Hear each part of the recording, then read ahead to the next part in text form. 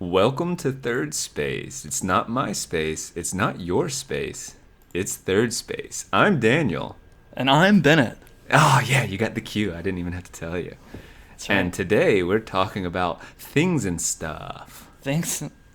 Well, we made it halfway to a good opening. I thought so. Halfway was my goal, so. Right. Have you ever seen a picture of it's a famous musician called Lil Wayne? Oh, yeah. I not only have I seen a picture of Lil Wayne, I've seen motion pictures. Oh, motion pictures, even better. Well, not the movies, but like they were moving. So I thought you were gonna say you had actually met him. No, nothing cool like that. Yeah, I didn't actually know what he looked like. I'd heard that name a lot. I'm really into the rap scene. Yeah, totally on top of your pop culture. Yeah. Right. I didn't know what he looked like, but I saw a picture of him the other day, and what a weird looking dude. Like his expression in this one picture I saw was so strange that I actually Googled him and pulled up the image results, and his face was the same in most of the image results. His expression was so weird. It was like this mixture of like confusion and like squintiness. That was like the kind of expression you would expect someone to have if they were like in a desert looking out. I just Google imaged him and am seeing that image it's over and over. It's the kind of expression where, like, if you were in a desert and a sandstorm was approaching and you were kind of like looking out into the distance and you were like, is that a sandstorm? But it's purple, so you're also confused. It's like, here comes a sandstorm and I don't know what I'm looking at. That's the expression that he has in all of his pictures. By the way, that's his smile, I'm pretty sure. Yeah, well, I just thought, I don't know. And what's face tattoos? I don't know. Yeah, lots of face tattoos, work on his teeth, hair, like sort of multicolored hair, like Dreads. dreadlocks type thing. Yeah. He's also got an angular face, very skinny and pointy. Yeah.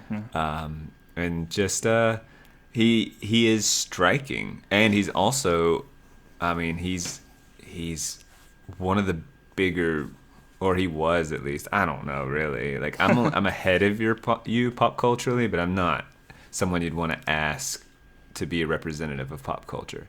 And but I'm just saying he's iconic, like in the not only rap industry but just music. Like he's multiple platinum records kind of thing. That's just bizarre. Like he would be taught. It would be irresponsible not to mention him in a brief history of music class. If you got to Really? modern era, he would be mentioned in pop culture. Yes, he'd be one of 3 or 4 of the last decade. I mean, not. I'm not going to say get into talent, a discussion of that, because that's sure. But popularity. Yeah, Is he really that popular? Yes. Like, so it's like him and 50 Cent and Cisco. They're like the top 3. Those are your 3 head honchos. Yeah. 50 Cent was wildly popular for a brief period of time. Nelly. He's very popular. I actually don't. So if I asked my 9th graders, do you know who Lil Wayne is? Lil Wayne, they would laugh at me. Of course they know. I'm not sure what they would say about Nelly. If they would know who Nelly is. What's the deal with Lil? It was in vogue for a while. I'm not sure that it is anymore. Why was it even in vogue? Monikers. Yeah, what's the deal with it? Like, why Lil Wayne? Why not Big Wayne or just Wayne? I mean, I'm going to guess that it was almost a reactionary thing because Big was the notorious Big. Yeah, he's a big one too. No, I have no idea. I mean, I was going to say it was reactionary against people being nicknamed Big, Big so-and-so, Big something. It just seems like nicknames are like, oh, Big John over there, Big guy Paul. I don't know. I don't know.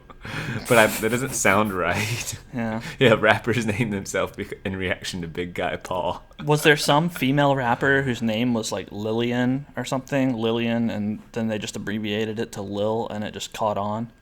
It was all an homage to Lil. This is actually doubtful. probably answerable. Like, this is something we should try to have Lil Wayne on the podcast. Ask him to Will talk you try about to, the etymology or the. Yeah, yeah. I'll get on Will you that. try to make a note? Make that happen if we can? Call Lil Wayne. Yeah, Got that it. thing. Okay. All right, thanks. Yeah. What do you think? You think we ought to do a superpowers and drawbacks and get us started? Yeah. Well, can I mention? Yes, I'd like to do that. But can I mention something about my week or my day? That was kind of odd. Do it. One was that after school we had our monthly meeting canceled because everyone's just super busy, and we have a monthly upper division meeting, and it was canceled. Yay! No high school meeting after school on Monday. And then about an hour later, he apologized and said, "But we have to meet." This is going to sound weird after just canceling that meeting, but we need to meet Tuesday after school, which is today. And he said it'll be brief. And I was speculating what it was about, and coronavirus. Lo and behold, you are correct, actually, that it is the coronavirus. School is canceled. And no, but I will tell you this, since I'm in Florida and there have been three cases, all within my area, very locally. Oh, wow. As local as I know how. And that's like in the country, in the country, I don't know how many of that cases there are and where they're at exactly, but one is in my county. So in an abundance of precaution, they have given us the heads up that, they have all this protocol and it seems pretty thorough, but also if for some reason we are not in school for large swaths of time, we will be preparing to go to a virtual school model for however long we need to. And that was really strange to hear because, frankly, people get into this, should I chug bleach and like all this craziness and, people freaking out. And I don't pay much attention to stuff like that. And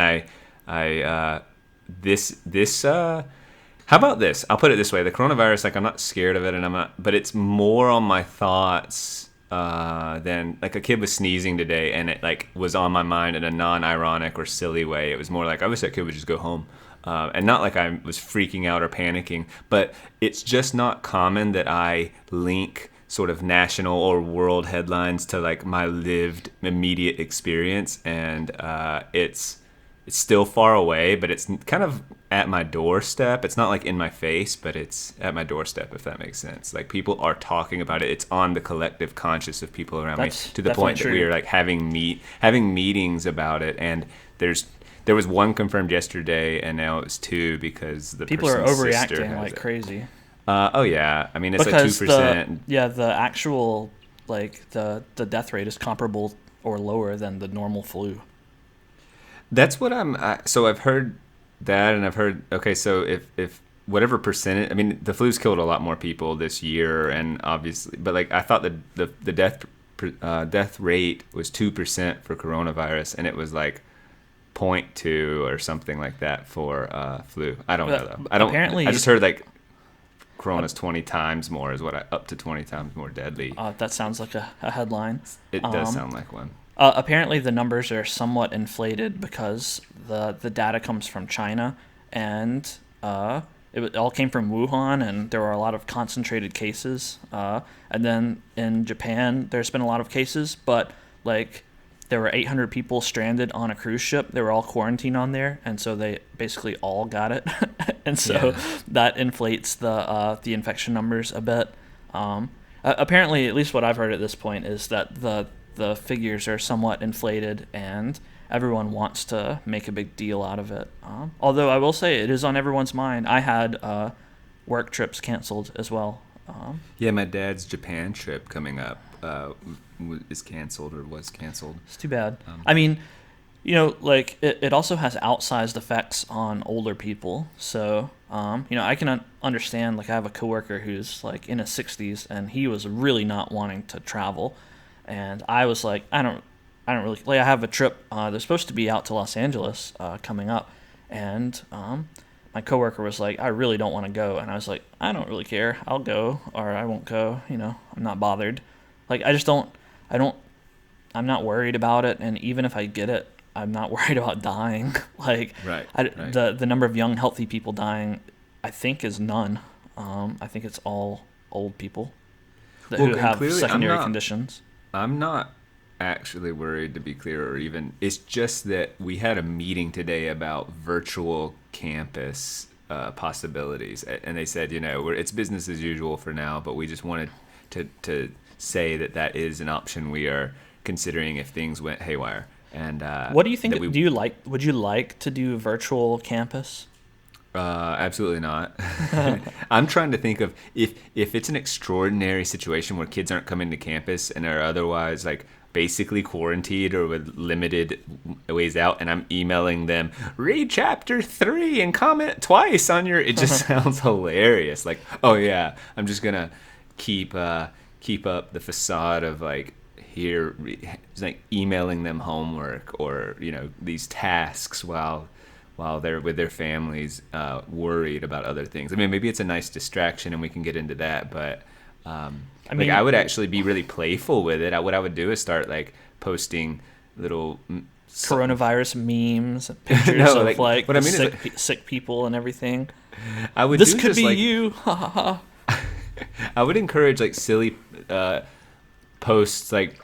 I would just do some lecturing or some discussions, or not discussions, but just, me talking a lot and posting videos and then asking them, go create a TikTok about 12 Angry Men's thematic element and which juror you think, I don't know, just stupid stuff. I would just be going, I would just make some unique assignments that are like, just go video something and post it kind of thing. Like, I'd just be willing to, basically, it would all be bonus learning. Any learning that occurred in that time, I would consider bonus. And so I wouldn't hold myself so accountable in terms of like. Yeah, if I was a student, I would be like rooting on the coronavirus so that I wouldn't have to go to school. Like, can you imagine as a student, like, oh, virtual classroom, like that's the best thing that you would hear. Like, oh, I get to stay home and like just log into some stupid chat to hear my English teacher tell me to TikTok. Right. Like I just think it would be a joke at that point. Vacation, yeah. Well, and like imagine kids not doing the work and like us failing them and as teachers, and then the parents going, "Are you kidding? We were at home like trying to survive." At home doing what? All the stresses. See, that's nonsense. That's just nonsense. But I'm just saying that's a potent trying to narrative. Survive in Florida. They'd say my kid's trying to like is dealing with all this, and you're gonna fail them because they didn't post on their virtual classroom. Like, are you kidding me? I actually think that would make administrators back down. I hate that. I think that is silly. I think they could absolutely do work. But yeah, I think that they would say that, and so kids would take advantage of that. Yeah. Well. Yep. But I guess like even though a lot of the reaction is overreaction, and I think people are making much ado about coronavirus. Like, I guess if you have a school where you have a bunch of people who are kind of forced to be all around each other, it makes sense to consider closing if there's some sort of, even if it was normal flu, if it was normal flu, it still would be worth considering to shut down if there was a high number of cases or something.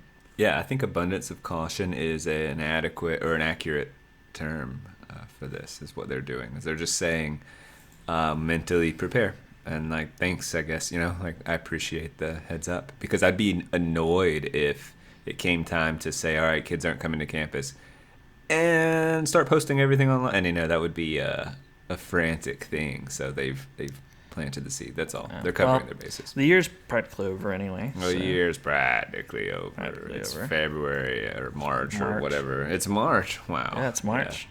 Time marches on. Yes, it does. Superpowers and Drawbacks. I'm ready for it. All right, this time we're going to go with, on a scale of 1 to 10, a 5. Okay, I don't think we've ever been this high. We're ramping it up. Okay. Have we been? I don't think we have. This is the highest we've ever before been. I bet equity is hard the higher the number is. Because when you get into basically negligible stuff, and then it's maybe I'm wrong, but well, I don't know. When you're down at 1, like sometimes it's hard to tell the difference between a 1 and a 2 because they're just both negligible. And I don't know. Like It's actually challenging. labeling, but if you're getting whatever you're presenting to me now will be reasonably significant. Oh yeah, or sure. somewhat, Yeah. and I think that is The my preferences might really manifest, and it might not even be a long conversation. It might That's be true. this, Maybe. and this. Could I be. feel like it was bound to be quicker when it's more clear cut of the dramatic. It's more dramatic these differences. So that's Yeah. my guess anyway. All right. So the superpowers. The first one is called Review Fairy. The and the second one is Nutritional Reversal. And then for the drawbacks, there's Fightin' Chitin and Punctual Dysfunction. So Fightin' Chitin. Chitin. So for Review Fairy, the superpower, that one is every morning when you wake up, you find under your pillow a small notebook containing any thoughts that anyone had about you on the preceding day. The entries don't include who was doing the thinking, but of course, depending on what's in the notebook, you might be able to figure out Contextually might be obvious. who it is. And then, I like this. So all good, bad.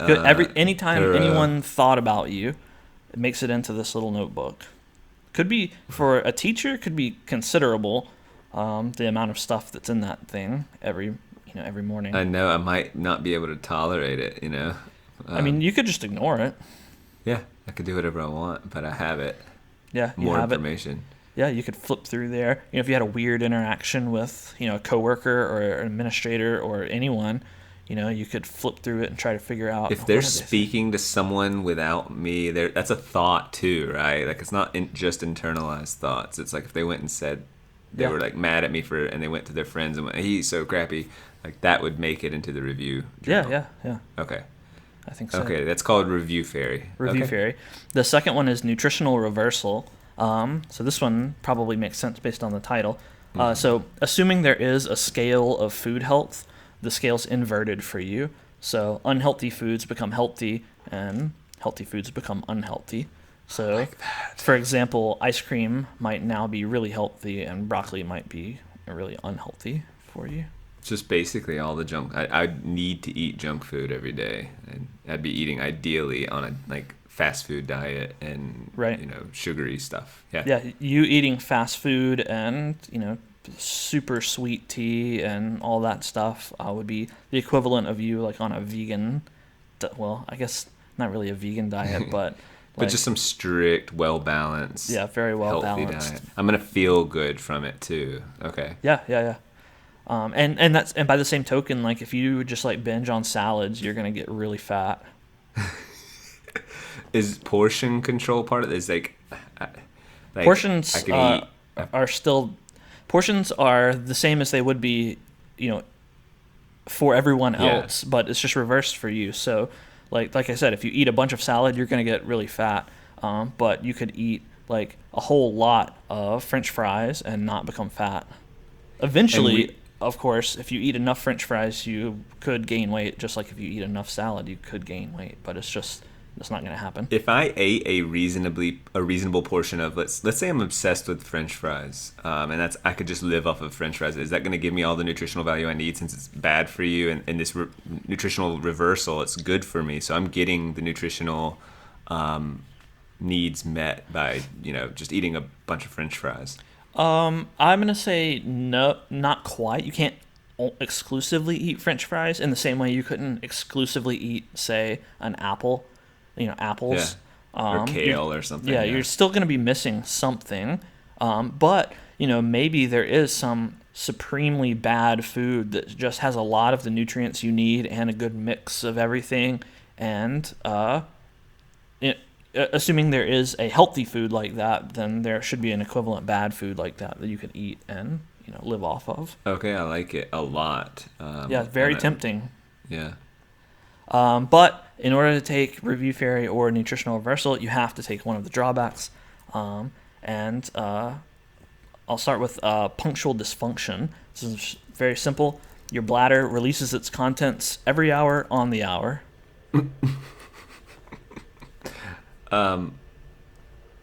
Okay. So I like the name. Yep. So it's bladder alone. Okay. Just your not bladder. Your bowels. Okay. Not your bowels, just your bladder. Like at 10 o'clock, beep, beep, beep, beep. Yep. And it's coming out. It's coming out. And if knowing this, it's punctual, so I could arrange that every hour on the hour I need to be in the restroom. But almost certainly that's not doable in lots of times. Maybe. I don't know. You would have to arrange your lifestyle such that either you could be in the bathroom or you have some kind of like, I don't know, adult diaper or catheter or something. I don't know. Yeah, I guess that actually is. I would almost that's what certainly you would have have to do at an night. adult diaper at night to get rest and like sleep in my pee. Oh my gosh. You're saying this happens every hour, including sleeping. Yeah.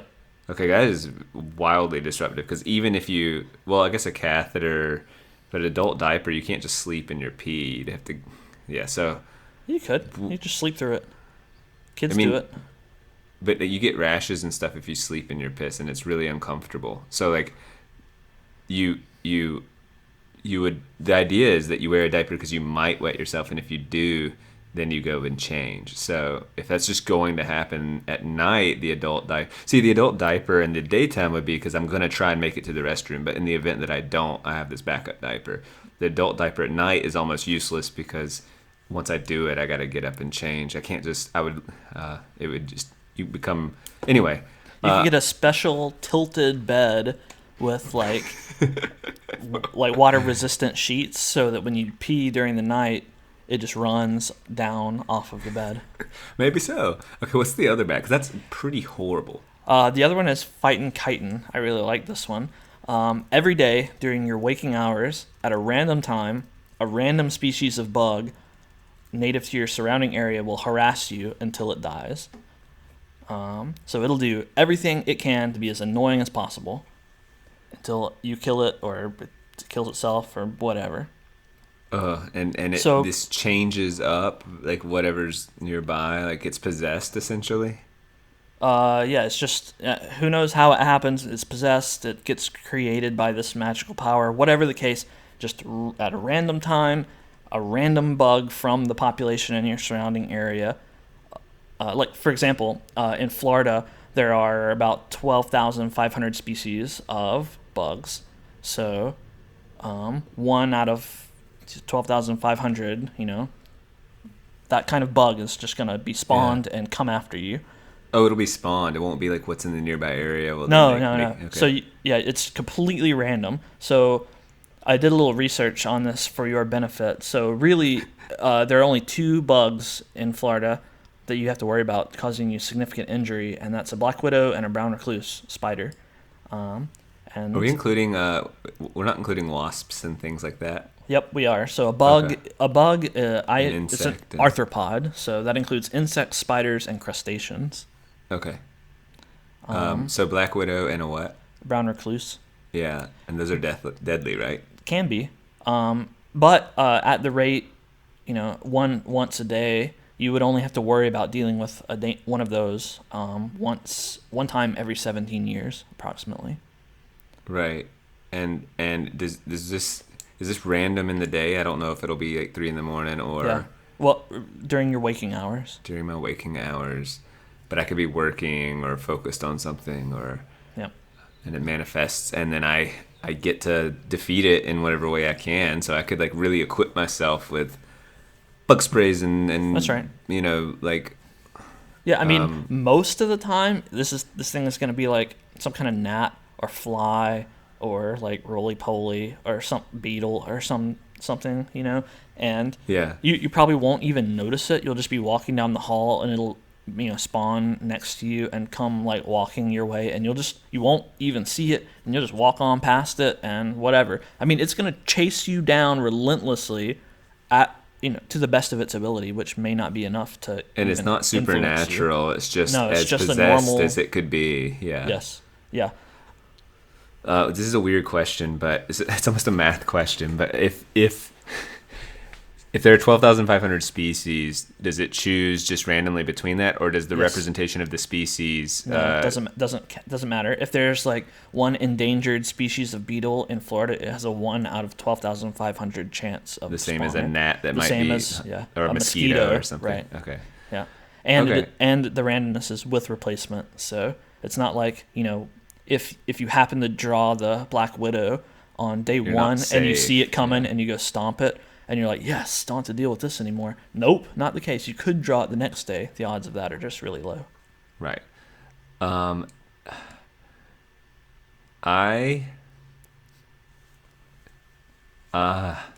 Okay. I think I have my choices now, but then I want to talk through them and see what you think. All right. I'm just going to give you my choices and then justify. Mm-hmm. I would do nutritional reversal and fighting chitin, and I would do it.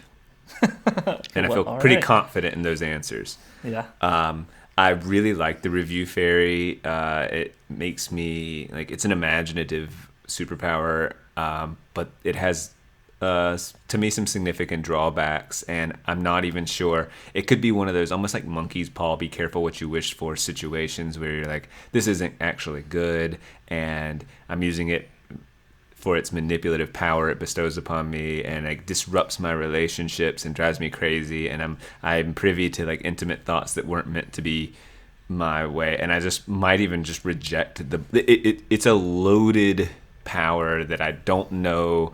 I don't want to wrestle with that both morally and pragmatically, and so I mean, you could impose those restrictions upon yourself, take the power and not utilize it on most days, but then when you have, an important day where and maybe you have a job interview or whatever, then you could consult it and get information that could not be gotten anywhere else. I mean, don't get me wrong, it's tempting and I like that, but I see this as an explosive, like possibly dangerous situation, like probably some things I haven't considered even, that both benefits and drawbacks. So it's too much for me. Like really, it's too much. It's a power that no human should have. a kind of. I mean, I actually think it's one of these things that like one of the like tenets of my like whole existence is to like is relationships, and that throws a giant, I don't want to say wrench, but that it's a curveball at the very least about how to navigate relationships. It's so powerful. So for me, that's more than a 5. Well, that's one of the reasons why I made this superpower, was with you in mind. Because I was trying to think of something that you might find particularly compelling. I find it compelling, but I find it scary too. Like weirdly, like if it were just, will you take this book? That literally could be it. The review fairy. Will you accept the review fairy? Oh man, that would be agony if it was just that. That's why I was able to say the nutritional reversal is also super appealing and almost no drawback. Yeah, pretty much no downside. And I love food, and it is a big part of. Is there any healthy food, or even is there any healthy food that you really enjoy? It's sad to say that, yeah, sure. But it's like, I've had this discussion with you before. If you were to say tomorrow there's no soft drinks or other flavored beverages in the world, it's all just water as far as what you're going to drink from here on out, I would go, I'm going to miss Sprite or a Powerade or something sometimes. Yeah. But I don't really care. And that, because it's the same with, I like I do like a banana or an apple. I get some pleasure out of, by the way, are we calling like apple pie? That's unhealthy, right? Like, so it's just pretty, or like of course, right? So apple pie would be healthy in this situation, but my point is, what healthy things do I love that I would miss, or at least only occasionally eat? Right. They're so few and far between, and not something I crave, that I would just eat them. I wouldn't think about, oh gosh, I need to limit my consumption. Whereas I constantly have to limit my consumption of, say, Taco Bell or burgers or anything. I just love fast food. I love bad food. I love cheese. So this one's like, that's exciting. Right. Punctual dysfunction. I was talking about it, right? Like you can't have such an organized life. This demands attention, so it's at the forefront of you every, not only day but hour. You could kind of periodically hydrate. So you could have some sort of like staggered hydration where you really don't have much in your bladder for a while, and then you drink a lot when you go home or something. That could be interesting. So I could, like, in that mean, way, an would still have absorbent to- diaper or something, yeah. I wouldn't have to change if it were not much. Right. You know, if it were Yeah. a slow, small dribble. But I don't think that sorts itself out as far as being well hydrated. I just probably has consequences too. Yeah.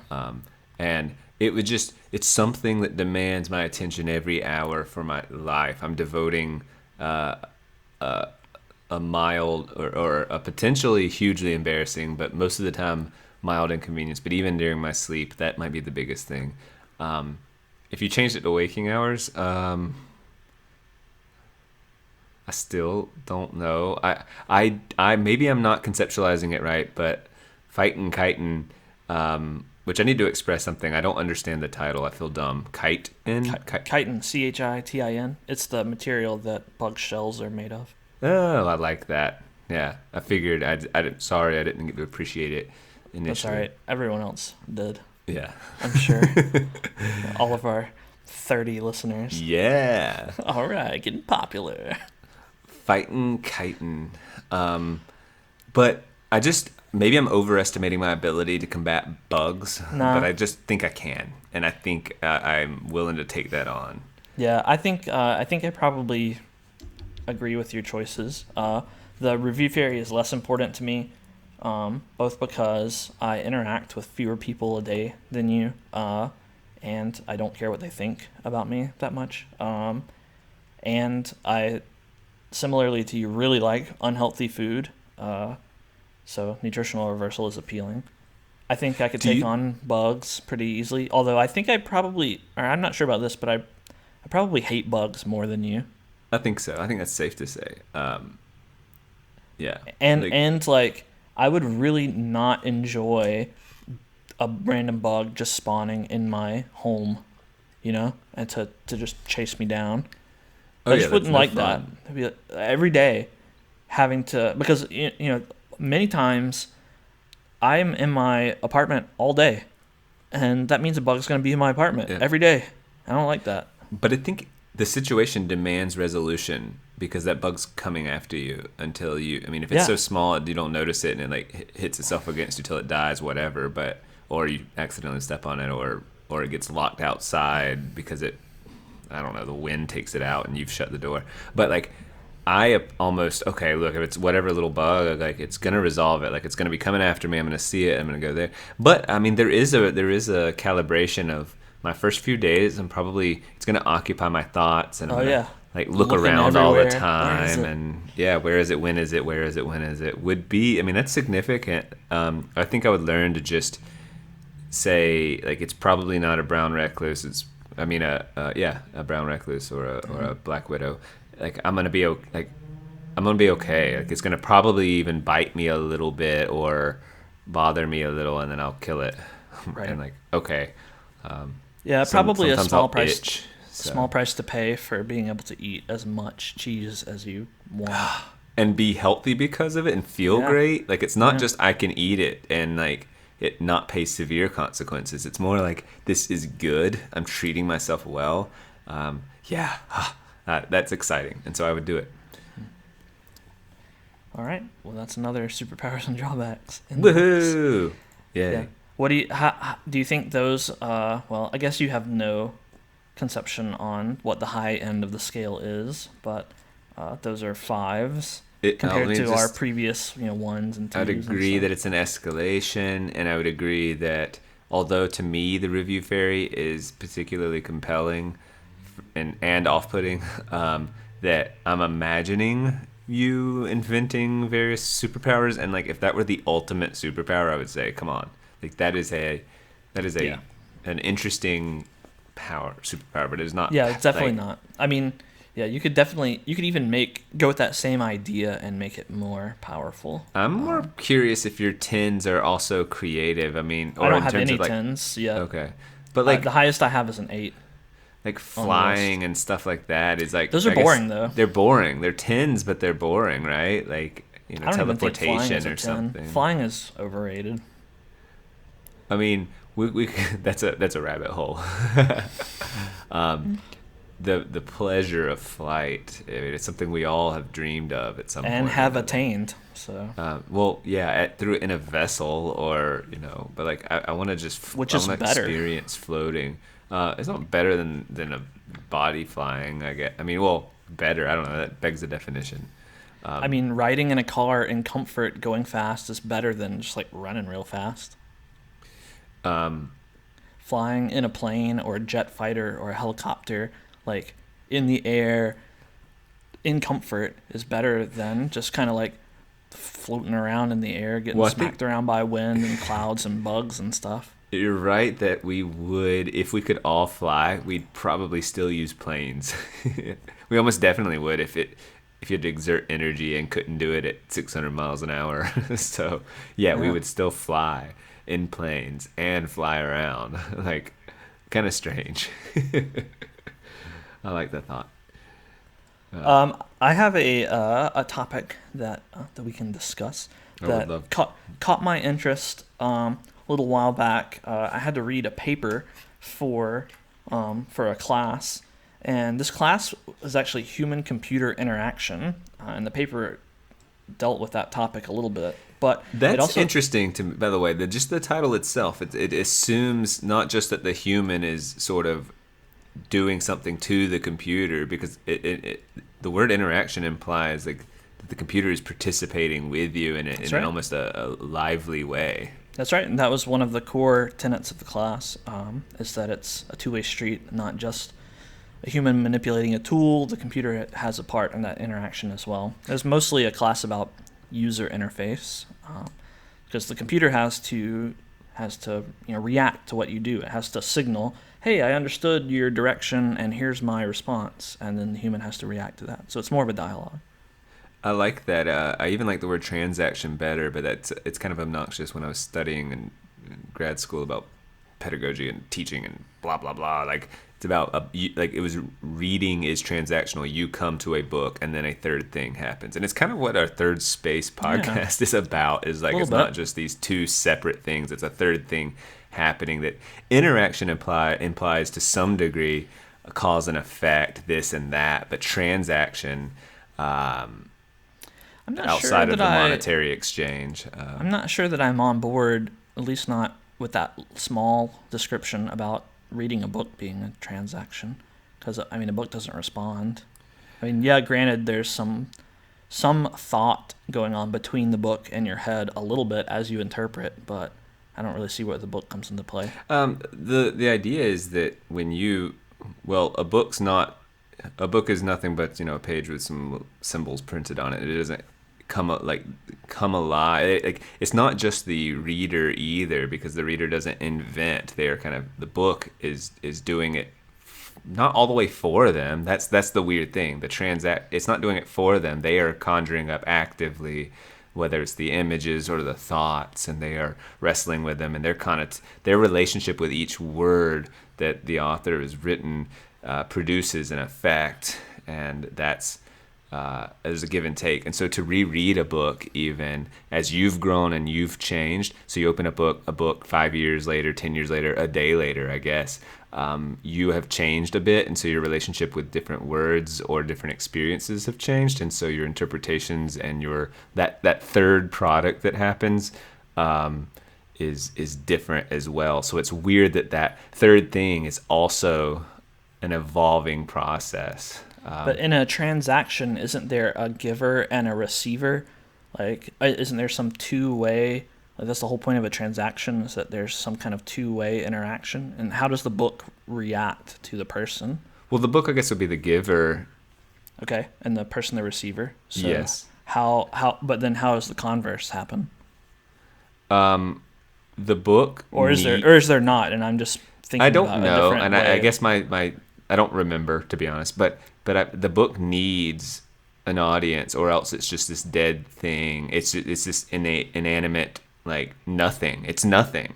It doesn't have.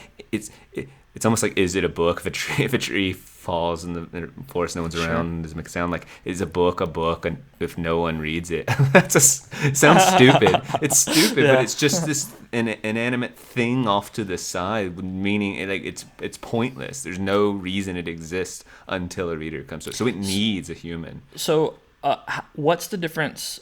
Maybe I'm digging into this where I shouldn't, or we don't need to. But like, if a book is an inanimate object, granted it contains words and thoughts and stuff, what's the difference between a person participating in the action of reading a book and the transaction of reading the book? I don't understand where that distinction comes into play if the book is just a thing that the person's interacting with. I think this is all Rosenblatt stuff, and she said that action is just not an accurate. It's because it suggests that there's an act being committed upon the book, and that's not what's happening. It's a relationship, and so relationships are transactional, not like reactional, or not like. And that's the point, is the sort of relationship to it. She was intentionally evoking the relationship. So is playing a piano a transaction as well? I would think my knee jerks, yes. What about watching TV?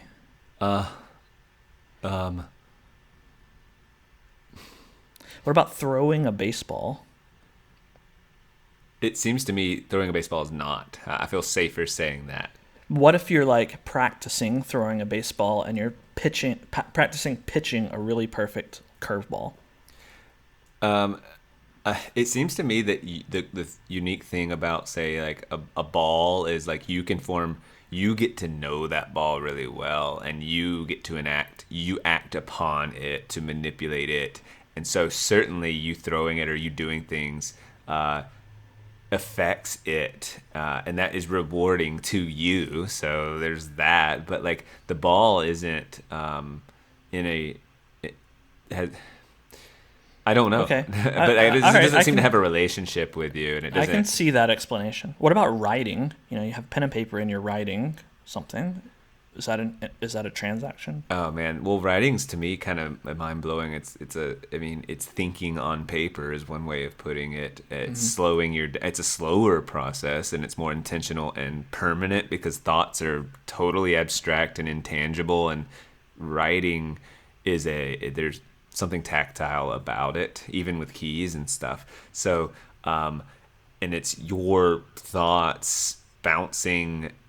Like what's strange about writing is you're putting your thoughts on page, and then there's this feedback loop where you're reading it and you're amending communicating with yourself. Yes, you're communicating with yourself. So I would say, at least with this is. kind of weird description of transaction that we've built, writing seems like a transaction. Seems like you could have writing be an action or a transaction depending on how you do it.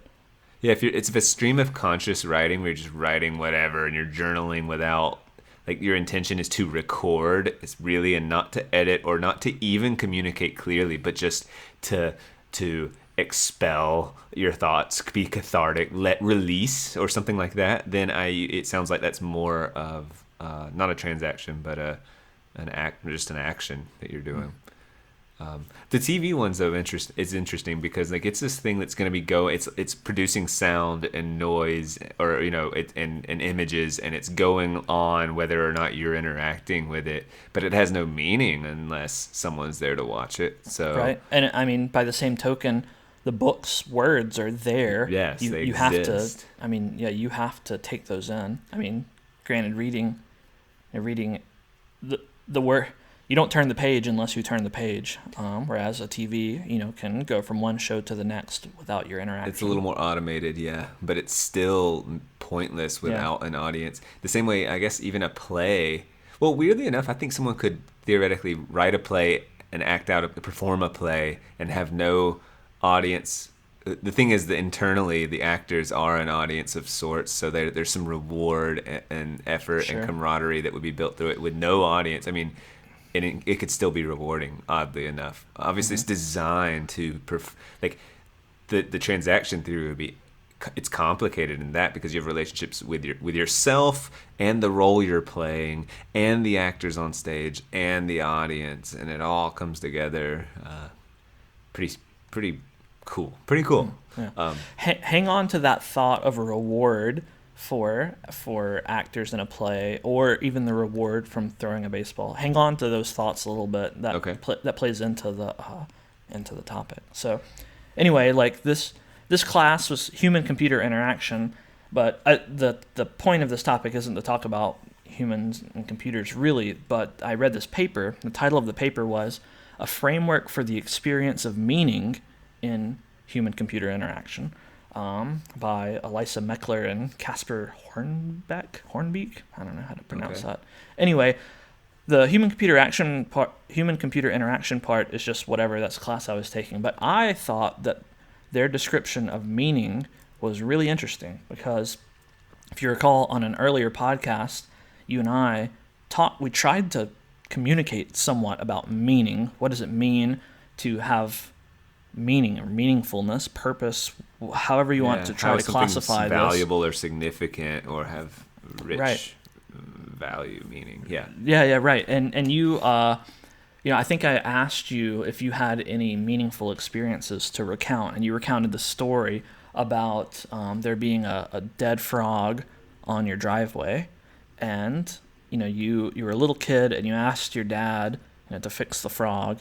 And he said, I can't fix the frog or something. And that was a meaningful experience to you. And I, for whatever reason, pushed back on that and was like, was it really meaningful? Because I didn't see how that, at least by my conceptualization of meaning, was meaningful. Like, obviously, it was an emotional, important moment, but we had some sort of disconnect over what counted as meaning and what didn't count as meaning. Yeah, like I might have tried to define it as it was revelatory that my dad was finite and wasn't Superman, and so that was impactful enough to leave an imprint on my mind, and therefore a meaningful experience. Right. I'm not understanding. Just refresh my memory. Your pushback was what exactly though? Well, I was trying to recall what I had in my head at the time. That I think you're just being a jerk, basically. Basically, is it really meaningful? I mean, it's just your dad, like being. Obviously, he can't resurrect a frog. You were just an idiot. No, I think what I was thinking is that my conceptualization of meaning, at least what I was trying to draw boundaries around the word meaning, and I was trying to express that meaning is something that happens when you modify yourself or turn chaos into order in such a way that it improves your future, something like that. So some sort of striving towards improving yourself. That's what's meaningful. That's kind of the boundary I was trying to draw around the word, and I didn't communicate it very well. And that's the whole point of bringing up this topic now, is that the word meaning and meaningfulness means different things to different people, and everyone can look back on a memory and go, oh yeah, that was meaningful. But when you try to actually say what is meaning, people have a hard time. You brought up story of a frog. I might have brought up a time when some concept really clicked and made sense to me, or having some spontaneous, really fun experience with friends or something. Like I think I may have mentioned the stupid videos we used to make when we were teenagers. Like that was meaningful, and so it means different things though. And this paper, I thought, did an excellent job of breaking down what meaning is, or at least the components of meaning. And so that's what the paper does. They try to build a framework that at least it goes into a little bit more detail and breaks down what meaning might mean. Yeah. So I would like to pitch you these 5 components and see what you think about them. When I read this, I got a lot of clarity and felt like I could now describe moments of meaning a lot better. All right, I'm ready. Give me in no particular order, I'm assuming, or is it? Yeah, it doesn't really matter. I'll go in some order, but so the first one, I'll start with like what I consider to be the most boring one. It's called Connectedness, and the paper pitched it as almost a gimme. Like they're kind of like, this is definitely a component of meaning, because without it, no one can experience meaning. But also, no one really thinks of this as meaning. So connectedness, what it means is, or the way they describe it is, the experience of meaning always connects beyond the immediate experience. So essentially, it means context. That's what I was thinking. If you don't have context in a particular situation, then you can basically not experience meaning. And one example they give is, they actually talk about video games, and they say that in interviews and surveys, people often report having meaningful experiences while playing video games. But if you think about a person who doesn't play video games, like your grandpa or grandma or whatever, it would be unthinkable that they have a meaningful experience related to video games, because they don't play video games. They're not connected to that area of meaning. So you have to have that underlying context in order to experience meaning at all. That actually, and inversely too, they since they have no connectedness with video games, they can't conceptualize that those who play video games have that connectedness. So they see it as, well, a disconnect, and therefore meaningless. Like, they see it as that waste of time, because they don't.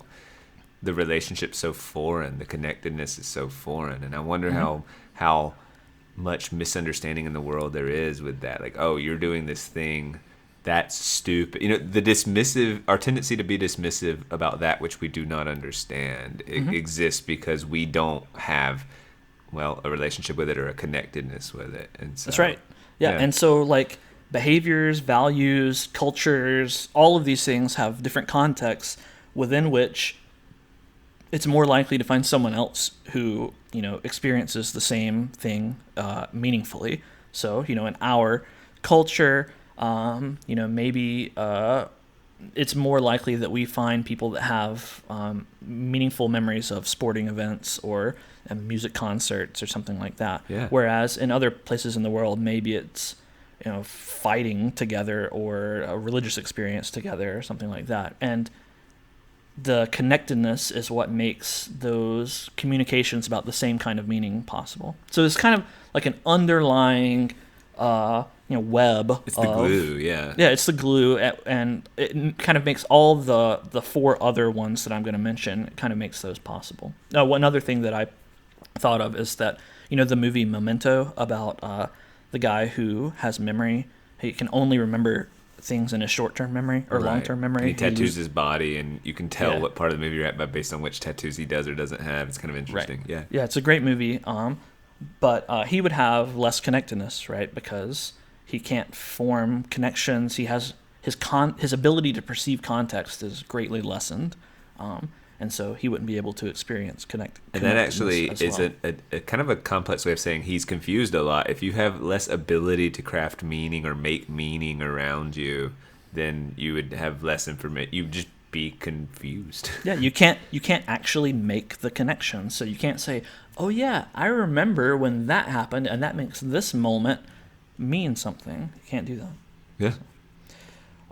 So that's connectedness. It's kind of like a gimme. I call it a gimme. The second one is one that I think many people resonate with, and that's purpose. So that's having a clear direction such that your activities help progress towards future goals. Very obvious. And so, like the paper gives an example of gardening. So there could be a purpose both in the short term to clean up your yard, or long term to tend the trees, or tend the crops, or whatever, support your family, however you want to classify that. But there can be both short term and long term progress. I mean, that's what purpose. As a teacher, I think of my students, and their purpose for a long time is college. It's just to get there, to get college, to get the job, to get that's kind of where it gets hazy for them, and like how you have to kind of discover and realign. But the danger of always having, if you only have something on the forever horizon, that happiness horizon you can't get to, that could be, but you need clear direction at the same time, so you need a balance. But purpose makes total sense. Right. Well, I mean, that's why I would actually say that I would theorize anyway that students, high school students in particular, have a harder time finding meaningful educational experiences because their purpose is getting a good grade, And that happens a lot. Like, it's not that meaningful to just get a grade. Whereas if your purpose is to learn something new, then I imagine it would be a lot easier to actually have purposeful, meaningful experiences in education. Amen to all that. But as far as purpose goes, like, this is just, it's like a common conceptualization of meaning. Like, you would put New Year's resolutions here, budgeting goals, retirement planning, like all of these things. Goals, just goals, yeah. Yeah, things you're aiming for. Because you can feel a sense of meaning when, if you check your bank account and you reach some sort of milestone and you're like, oh, I can afford a car now. Like, that's meaningful and it feels good and you get that experience of meaning. Reward, kind of like what you were saying, I think. Unless that's a different category. But yeah, it's rewarding to see yourself moving in a direction. Right. So. Yes, exactly. I was trying to think about, when I was going through each of these, I was trying to think about how often I experience meaning in these subcategories. And purpose, I actually don't think I get a lot of meaning in the way of purpose. Because even though I'm a fairly goal-oriented person, my status quo is pretty decent. And so I don't have a lot of really important long-term goals that I'm striving towards. So, or at least none that I'm going to attain anytime soon. And I don't even really have to check up on them, So I don't. But yeah, I don't really. I don't experience a lot of meaning via purpose. What about in small ways, like almost the opposite, on the same spectrum? So you've got where am I going with my life purpose, and then you got I have a checklist of 7 things today, and I've done all 7. And that can be pretty definitely satisfying. That's right, and that's what I had written down as well. Like doing chores and stuff. Like on the weekend, I love to knock all of my chores out early, before lunch on Saturday. Knock it all out, and then I can relax for the weekend, and that feels meaningful in the smaller sense, to have all that stuff done. I've accomplished that purpose. I've reached for the goal and done the goal. Now it feels good. Yeah. Do you ever find though right after that, is that very how short-lived? Then do you go, oh, okay, I'm kind of bored? Do we need constant goals, however big or small? Do we need them? And do we need big and small goals in our lives? If you don't, it sounds to me like you're saying you don't have a particularly big long-term goal right now. And does that make you feel restless, or are you okay with that? Are you truly satisfied? I do think that you need to have long-term goals as well. And I don't mean to portray it as if I have no long-term goals. Maybe it's more that I just don't really have any medium-term goals. There's nothing that there's not much that I have to actively insert into my daily life to progress towards my long-term goals. I don't have to, I consider this a blessing. I don't have to sit down and plan out, my life long-term in order to have things go okay, at least not in the situation I am right now. So my goals can be shorter term. Maybe it would be nice to have some medium-term goals that may actually be an area where I can improve things to improve my sense of well-being or something like that. Yeah. Speaking quickly of medium term, or I guess this would actually be a short-term goal. I was just thinking about trips and vacations and things. And after the podcast is over, we should discuss me possibly coming there for a few days during my spring break. Yes. Yeah, that's a good suggestion. So we'll get the dates down. It's March 13th is the Friday. Oh, wow, that's that is the beginning of my 2-week spring break. So. Okay. Very soon, and yeah, so next week is the last week, and so that Friday, and then there's the weekend, and then, so we'll talk. Yep. All right, we'll talk. We'll talk after our talk. We'll talk after the talk. Other thing that I wrote down about this thought is something that you'll agree with, I think. So if you conceptualize just walking into your classroom and putting down a piece of paper and a pencil on your students' desks and saying nothing to them, versus doing that and then telling them to write about themselves, which is more likely to produce a meaningful experience for the students. Certainly the one where you give them direction and a goal. Yes. So even if that direction or goal is provided by someone else, it's still meaningful. That's Right. interesting. That's interesting, right? And that's what I was thinking. Like, this kind of meaning seems to be one that employers, with 401ks and stuff, or authority figures, the government, like, these people give you they give us goals, and so in a way, it's forced meaningfulness. Yeah, but I don't know if forced. Well, that word's so loaded, but yeah, it is. But it is manufactured, and it is but in it order to is get meaningful. the most. Yeah, in order to get the most out of someone, we've got to produce meaning, and they need to feel like their experience is meaningful. So give them. I don't want to say hoops to jump through. That seems to cheapen everything, but give them things to produce and direction, and because unhappy employers don't really know if they're doing well or not, or which direction they're heading, or don't have a greater sense of purpose. So okay, Right. we've got connectedness, we've got purpose. What's three? Yep. The next one is coherence. So how much do your experiences make sense? So synonyms would be sense making, comprehension. Which this one, when I read this one, I was like, yeah, this is the one that makes the most sense to me. Makes the most sense. Coherence. Like, I get meaning. This actually, it was meta meaning because I was reading a paper about meaning, and it all kind of like Made sense. cohered and made sense when And I read felt about meaningful. coherence. And felt meaningful. Exactly. I was like, oh yeah, I understand. That's coherence. That's the experience when a concept or an observation or a prediction comes right, and you know that you understand the world, and it all seems to just fit together. That's coherence. Is this also sort of like when you've internalized information? That's coherence. You've made sense of it, and now you have it. Like it clicked. So what we're saying is you've internalized it, you've processed it, you have it. I've got the treasure now. Like, I didn't just see the treasure. I didn't just but I've got it. I mean, sense making. Yeah, sure. I mean, I think Strange way to put it, but well, I think you could conceptualize it like that.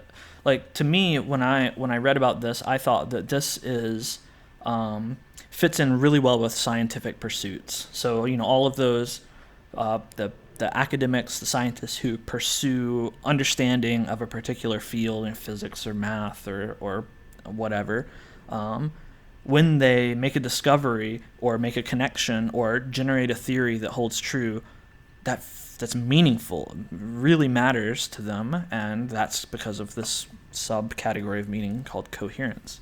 I guess I'm trying to. I don't want to confuse things, but I want to I want to ask this question. Like, when you said it at first, it's like making sense of things or connecting the dots or whatever. And when you said about connectedness being a gimme, part of me was thinking, doesn't this seem sort of foundational? Like, don't you have to make sense? Doesn't something have to make sense in order for it to be meaningful? I mean, am I? Yeah, but this is things have to make sense to be meaningful, but everything that makes sense doesn't have to be meaningful. Could this be then synthesizing? Is that the difference? Is that you're taking disparate data and producing something new, and you've made sense, you've connected dots. I don't know that you're really making anything new. It's just that all of these disparate pieces seem to fit together for you. Like, now this idea, which was previously obscure and fragmented, now it's one piece and you can understand it. So I think that, I mentioned scientific pursuits, but it also fits with, I think, getting to know a person. So, like, if I read a really mushy micro poem and then I thought, oh man, Daniel will really like this, and I share it with you and you really like it, that could be meaningful because I understand, understand what it is that you're going to like. I can make a prediction, I can generate an action, and I can observe the result, and I know what's going to happen. That's coherence. It all makes sense. Getting to know a person. I like that. So that cleared things up for me a bit. So you're getting to know someone, you predict they like it or won't like it, or you understand, say, you need to deliver this news more gently because it would upset them, or there's something meaningful about.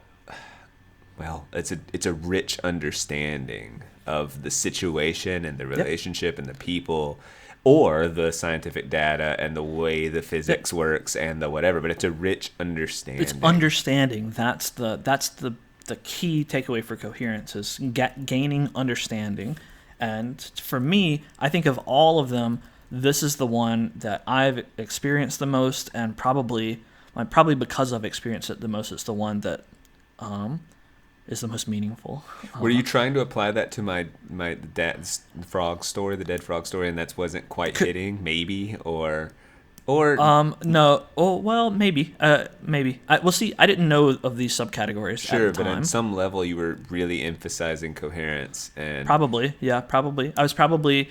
I mean, although, thinking back to the frog story, you could apply coherence to that. Yeah, it was revelatory. It was revealing like a new understanding, a rich understanding about my dad and the way the world works. And it's a harsh place. There's lots of, but it could be coherence. I think maybe the next category might be the one, but we'll see. There's one other thought I had about coherence that I found really interesting, which is coherence is perceptually influenced, meaning you can kind of create your own meaning based on the narrative that you tell yourself.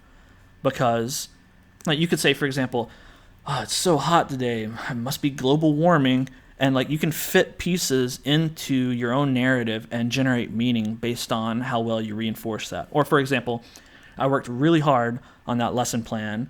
That must be why my students got good grades. Like, you can make an inaccurate or at least baseless or faulty prediction, and then have the result that you expect, and then you can derive meaning from that, even if it wasn't a cause and effect relationship. So yeah, it's confirmation bias can lead to meaning. Can lead to genuine meaning, and that's why it's such a potent fallacy. Yes. Like it's scary. I like that, or I don't like it. I find that fascinating. That like I'm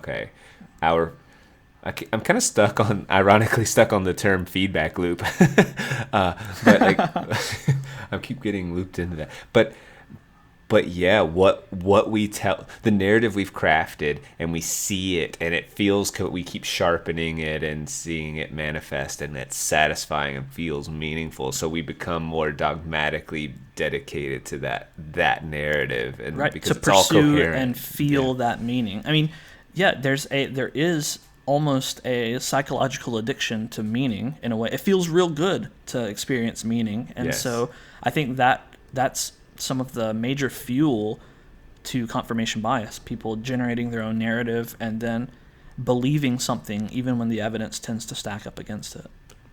Yeah. Number 4. Number 4 is resonance. So resonance is the immediate, unreflected experience of something making sense without having to reflect on it or explain why it makes sense.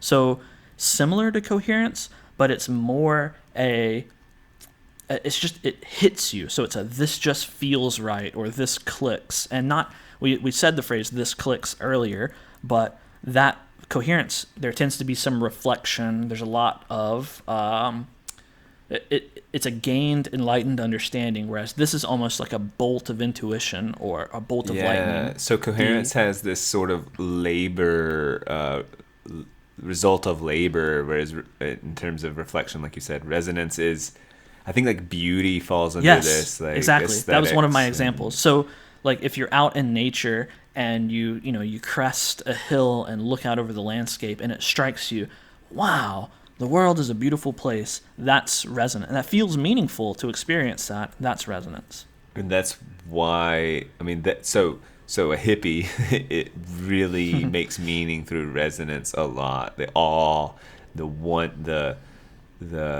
Yeah, I don't know. It doesn't involve I would say that purpose and coherence and connectedness all involve the intellect, and resonance makes room for something a little either aside from that, I'll say. Sure. Yeah, it's more, to me, it seems like more of an emotional response to your surroundings or to a thought or whatever. So, I mean, it could be like when you're watching a movie and a part just seems like it was made for you, like it just fits, it speaks to you in that moment. That could be a resonant moment. Well, I mean, this happens in lines of poetry for me a lot, or just a meaningful line. And like, there's some danger in this. I've actually thought about there are beautiful lines that make a claim or a statement, and because of their beauty, I tend to lend more credibility to it and go, that seems true. And now I'm understanding it's because of the resonance that I'm wanting to apply coherence. Like I'm wanting to say, it's a credibility thing. You've elevated yourself with the turn of the phrase and the way it flows off the tongue, and it just reads beautifully. And you're making a claim about truth, and I now am primed to want to believe it and more susceptible, I'd say. So I have to be careful. Like, I mean, honestly, the most powerful and beautiful lines they have both, right? They're powerful.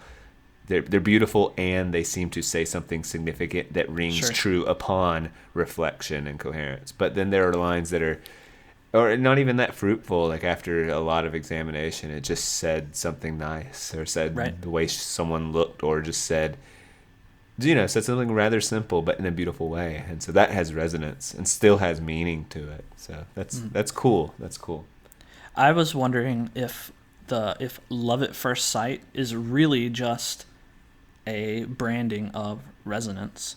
Like if you have a resonant experience, whether someone looks a certain way or says a certain thing or behaves in a certain way, that thing that people conceptualize as love at first sight, is that really resonance? Is that what we're That really makes talking total about? sense, because it's under the umbrella, keep in mind, of meaning, and so it feels super meaningful, and that's because, well, it is under these definitions we're talking about. And so it's really frustrating when a lot of people, I think rightly, try to say, hey, that's not the foundation for something purposeful with connectedness and coherence. But so we tend to be dismissive and go, that's not actually meaningful, and that I think the person that believes in love at first sight or has experienced it and gone, no, you're wrong, because what I had meant something, and they're very valid. That's true. They were in awe. They were struck, and the meaning was there. It's just a particular brand of meaning that, I want to say that it's super important, but I do want to say that it seems. I don't want to say less than, but like again, if I'm applying that love at first sight, which seems like a great example of resonance, I tend to go, yeah, that's fantastic. It's probably one of the greatest feelings ever. But not something to. I had similar thoughts. I think I've had some resonant moments, and they're wonderful. Like they feel really good, and they're almost more powerful because you don't expect them. They just hit you. But like to me, it seems like they're more fickle. It's based more on mood and brain chemistry. You have to be primed for a resonant experience. Mm-hmm. Like I doubt that if you're just in a terrible mood and you're hungry and you're just grumbling about everything, even if you're in a beautiful situation with unique things happening around you, you're less likely to have a resonant, meaningful experience. That's my theory. I think you're totally right, and I think it's why people like who are sickly or in a financially less than favorable position or whatever, they miss the beauty that might be right before them, and like they tend to. So then you tend to see the worst stuff, and it's a snowball effect. I mean, it's the snowball effect there. Well, think about this. You might not like this example, but you and I went on a cruise for a friend's bachelor party one time, and that's an experience primed for meaning in different ways, in multiple different ways. And like there were times on the trip when we had a big group of guys and everyone was having a grand old time and everything, but I was kind of grumpy about some of the situations on the trip. I was not primed for a resonant experience, but like the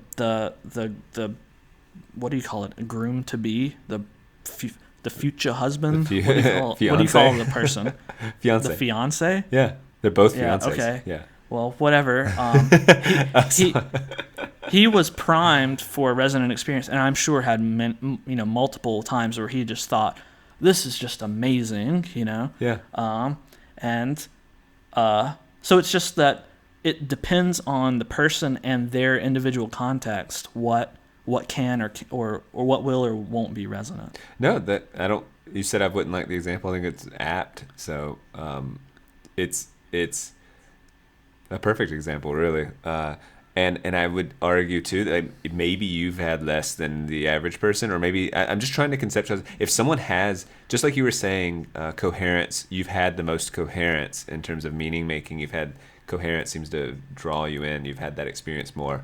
Then I'm picturing that sort of hippie person, or that sort of that person who has had a deeper relationship with resonance, and therefore valuing it more. Like, what if there's a way to, and what if you were to shape a personality test around this, so those who have had more experiences with purpose tend to have this personality? I mean, I bet you this reveals a lot. I agree. I think that you probably can draw some parallels. In fact, with regard to resonance, I was thinking, well, because in the paper they continued to describe it as an intuition. And so obviously that links very clearly to, in Myers-Briggs, the intuitive types and the sensing types. And it made me wonder, like, are intuitive types more primed for resonance than sensing types? Which one is more primed for it? And I don't actually know the answer. But my intuition tells me yes. Well, intuitive types. I don't know. I started thinking about it, and because the words are the same, of course, and because I'm an intuitive type, I would like to think that I'm better than those stinking S types. But then, like, upon further thought, I thought that S types, they tend to be more detail oriented and concrete, and so it might be that resonance is actually more prominent for them because they generally go through life not thinking about the abstract concepts like beauty or whatever, and all the details are around them, and they're thinking, oh wow, this there's a lot of flowers around here, and oh, the weather feels really nice, but then all of those details kind of coalesce in one moment, and it hits them, and that abstract concept dawns on them in that moment, and they go, wow, nature is beautiful, and that's a resonant, meaningful experience for them. Seems possible. I don't know. I just don't know. Yeah. One other thought I had about resonance is that it seems like drugs can bring on resonant experiences. Yeah. You could manufacture it that way. In the same way you can manufacture purpose in the workplace, drugs are just this chemically engineered, like, beauty and awe and like that. It's almost a stereotype of people who are high or something to look at, like, an album cover and they're, whoa. Yeah, the word whoa. That's what I thought. Whoa. Yeah. They're in awe. That just makes sense, man. Like, the universe. No, absolutely. I really this whole idea of how this maps on to personalities is exciting to me, because what could be more important than meaning?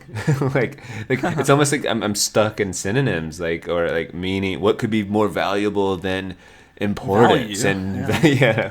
And and so what attracts us, what brand of meaning attracts us is bound to say a lot about our value system and personality, and the way we go about, like, someone who has had more experiences with resonance is going to likely pursue a life that makes meaning through resonance, right. And so it's going to shape them to things. So they're also in the arts and stuff. So right. Or I wonder too, like, if advertising caters to resonance, because like when they have emotional ads, or they play some, violin music, and they show a picture of, like, autumn leaves falling and this old man on the rocking chair on his front porch, and the protagonist of the commercial, is the young daughter who runs up and hugs her. And all of this is trying to build a resonant, meaningful experience where it all hits you, and you're like, I had an experience like that. Like, whoa, like, those seem like trivial things, but then when you put them all together in front of me like that, they seem meaningful. Right. I think resonance is probably the most spontaneous or easiest to at least attempt to produce, because when I'm looking at the other, you cannot establish some purpose. I mean, obviously commercials have a purpose to sell you product, but I meant they can't map on a purpose for the viewer that. I mean, they could try to say, like, don't you want to be successful? Buy this Mercedes. Like, they're trying to present a goal to you. Yes. But I don't think that that's that's not the best marketing tactic. Right. I mean, in some ways, that's what they're doing when they present the lifestyle of, invest in this happiness, like open happiness is Coke's thing, but like that's still about beauty and awe and like take a look at all of this greatness, come be a part of it, an invitation kind of thing. All right, so the last component, the final of the 5, is significance. So I think we found that for almost all of these, as we talk about it, we tend to use all of these words while we go. But significance is kind of makes sense to you. It's the sense that our experiences and actions at a given moment feel important and worthwhile, but also consequential and enduring. So, this matters. This makes a difference. Something that is going to be meaningful not only now, but in the long term.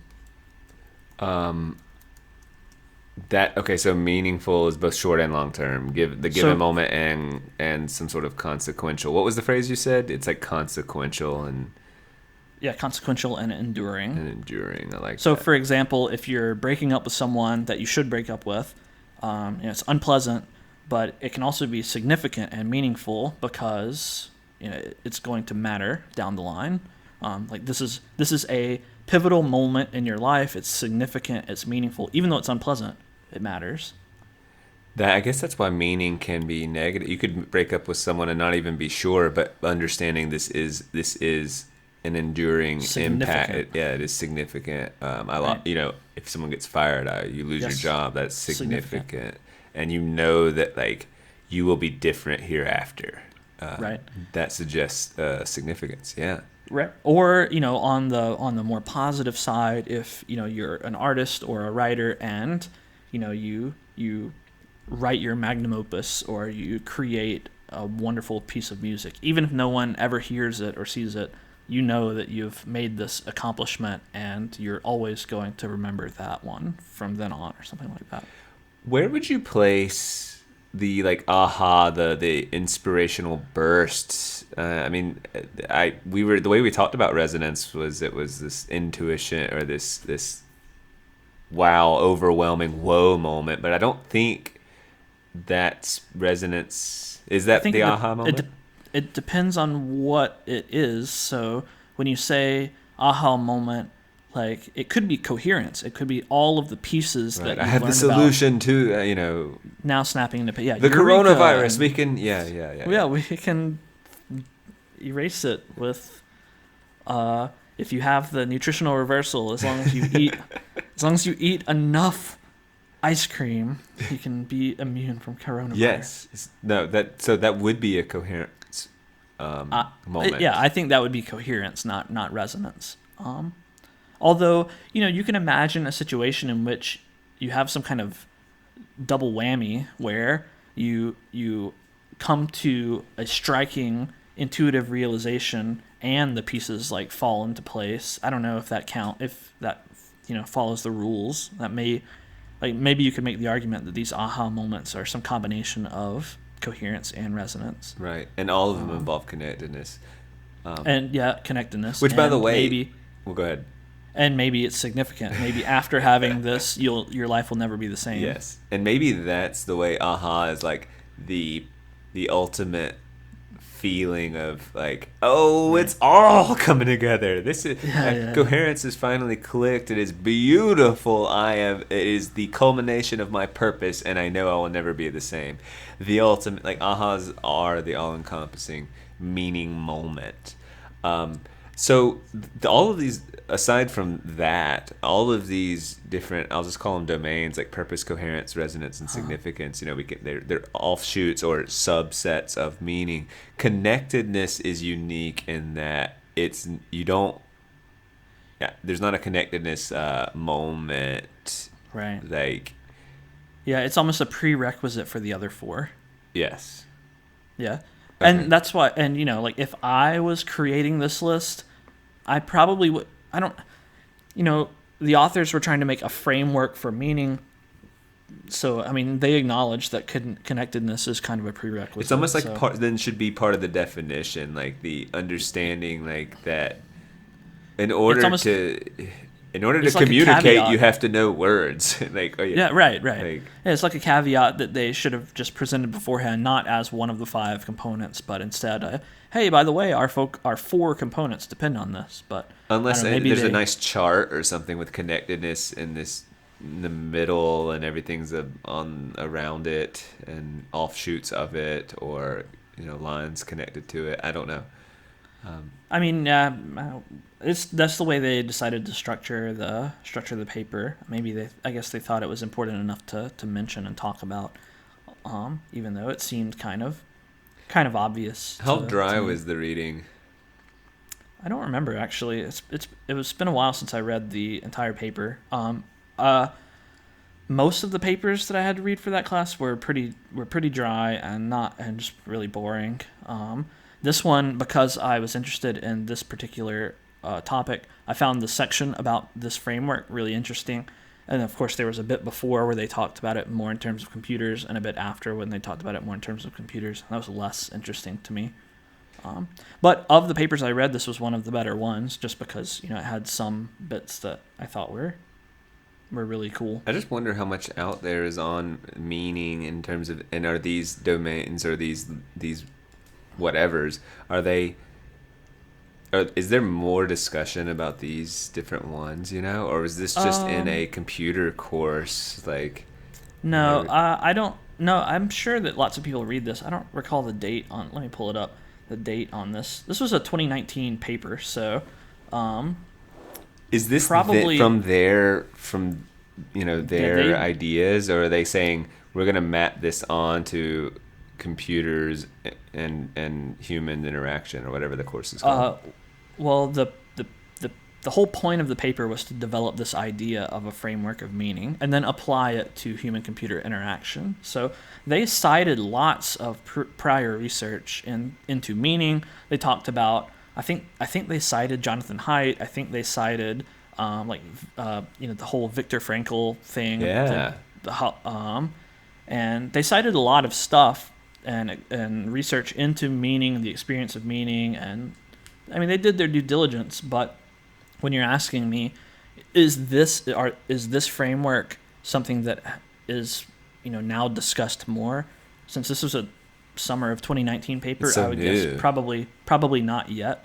But hopefully, because I find it interesting, hopefully some people will read this, find it interesting, and do some further study or discussion of this framework, because I think it's really fascinating. Well, the reason I even asked how dry is it, or I'm imagining my brain's making all these. There's some coherence going on.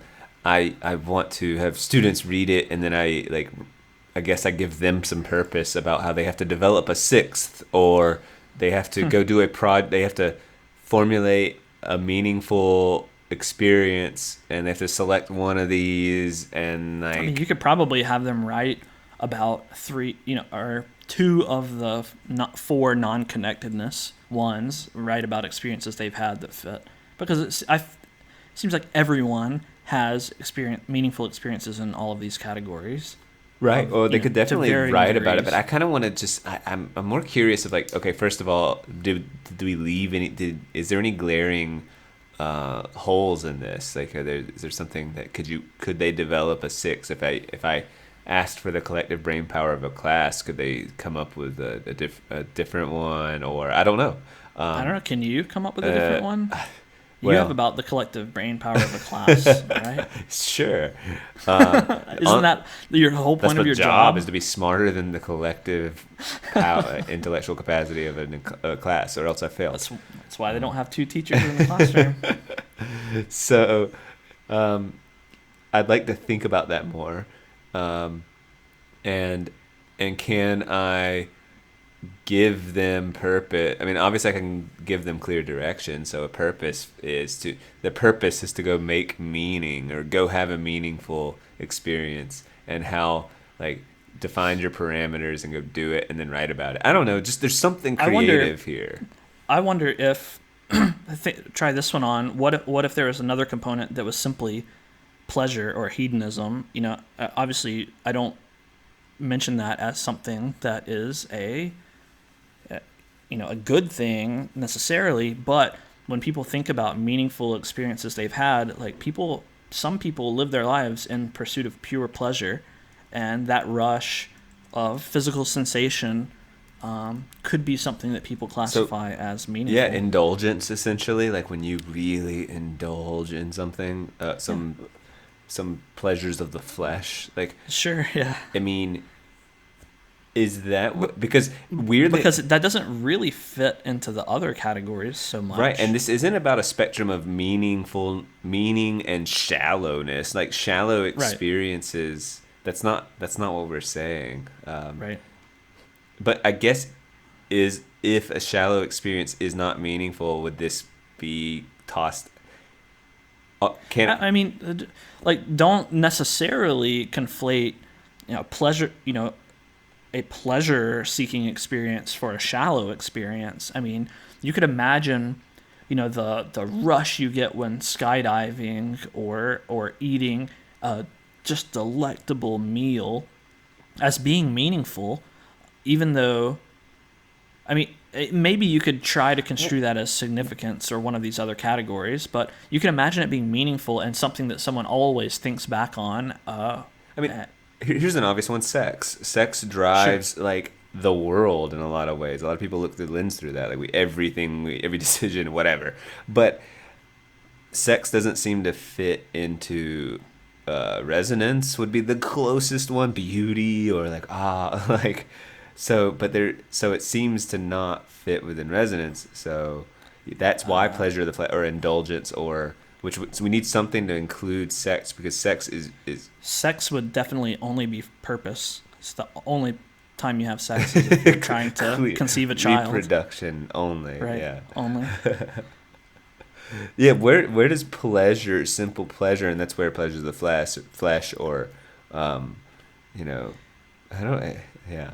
I mean, you could make an argument for purpose, like I just did. You could make an argument for coherence. It's a little shaky, like, oh, so this is what it's all about. Like, this is what everyone talks about so much. It makes sense to me now. I'm not buying it. Yeah. Or even significance, like, this is an important moment, an intimate moment that's significant in this relationship. Or maybe sex just isn't meaningful. Maybe not. Maybe not. That's what's funny. That seems silly to say out loud. So it sort of challenges this framework. It's silly to you and silly to me, but I think there are people out there who would like to push that narrative. Yeah, I mean, there's people that'll say whatever experience isn't meaningful, but I feel like collectively it's safe to say that sex is important and valuable and meaningful to not only the perpetuation of our species, but like it's like fun and I don't know, whatever. So there seems to be a missing something. Does it belong in I mean, where would you, if you were forced to put it, would you really put it in purpose? Sex? Yeah, if you had to put it in one of these characters or domains. No, I would. I don't think I would put it in purpose, because it's not like. I mean, it can be, a goal-setting thing, but not really. I wouldn't put it there. I wouldn't put it in resonance because... Yeah, that doesn't seem right either. Because I don't think it's... It's not beauty. We're maybe not talking about, once. The naked maybe body one. form. Yeah, maybe one time you have that experience and it's like, this just feels right. This clicks. That's resonance, and it just hits you in the moment when you're like, this is how it's supposed to be. Maybe. But I don't think that you could just generally say sex, the reason why that feels meaningful is because it's in resonance. I don't think you can do that. I think that if I had to put it in one of these, I would put it in significance because of what I said.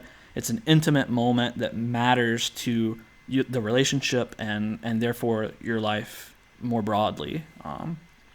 It's an experience, an action, and a given moment that feels important and worthwhile, but also consequential and enduring. And that's the definition straight from the paper.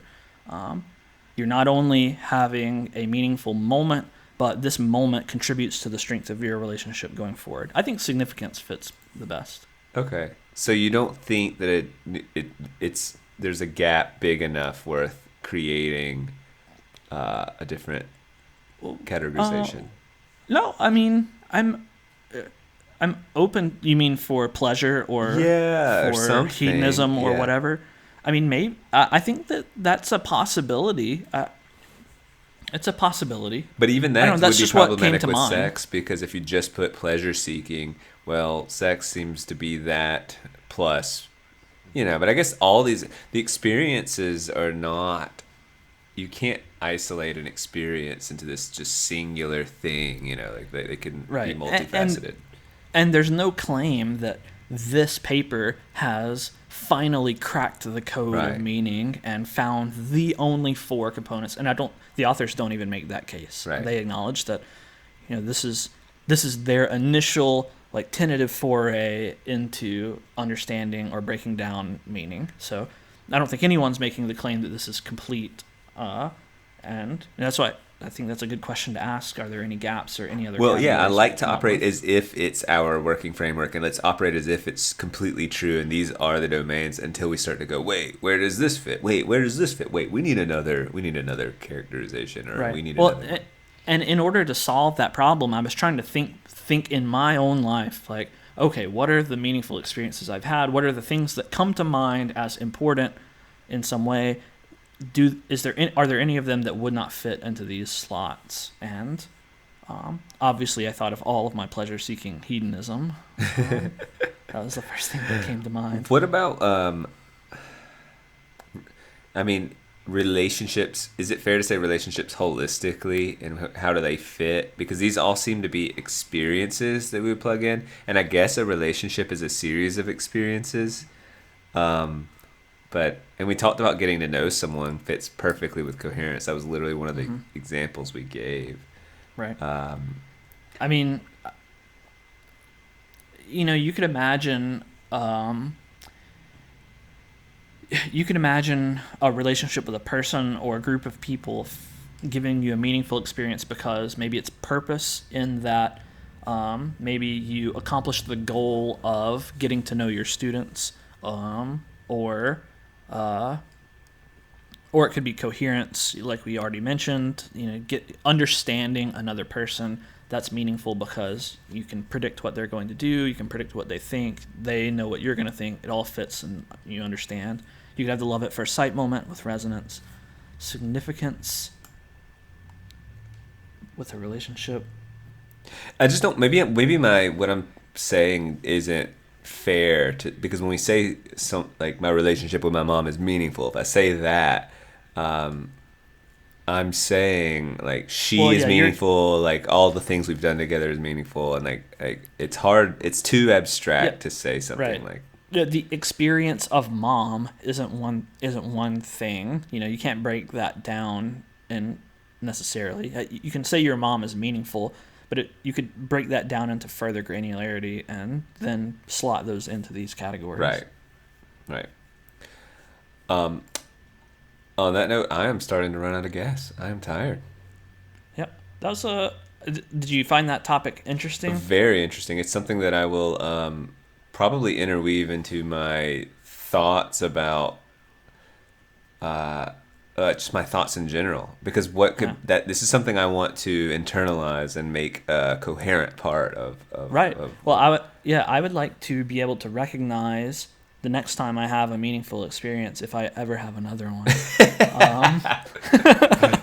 I would like to recognize, this is this coherence. It makes sense.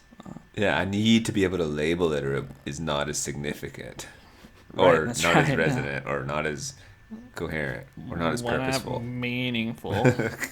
We've regressed. All right. Well, until next time. Stay safe and lock up those doors and wash your hands. That didn't work, but I guess it's relevant with the coronavirus. Coronavirus.